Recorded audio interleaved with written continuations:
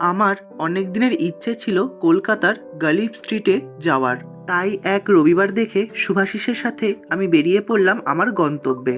বেহালা চৌরাস্তা থেকে শিয়ালদাগামী বাস ধরে আমরা প্রথমে চলে এসেছিলাম শিয়ালদা স্টেশনে, এবং শিয়ালদা স্টেশন থেকে শ্যামবাজারের বাস ধরে আমরা সোজা পৌঁছে যাই এই শ্যামবাজার পাঁচমাথা মোড়ের কাছে। আর এই শ্যামবাজার পাঁচমাথা মোড় থেকে কিছুটা হাঁটা পথ পেরিয়ে আমরা পৌঁছে গিয়েছিলাম গালিব স্ট্রিট মার্কেটটিতে ঢুকেই আমরা প্রথমে দেখে নিয়েছিলাম বিভিন্ন ধরনের পাখি ও কুকুর। যথারীতি প্রচুর ধরনের ব্রিড ছিল এখানে আপনারা আপনাদের পোষ্যের নিত্য প্রয়োজনীয় বিভিন্ন জিনিস পেয়ে যাবেন।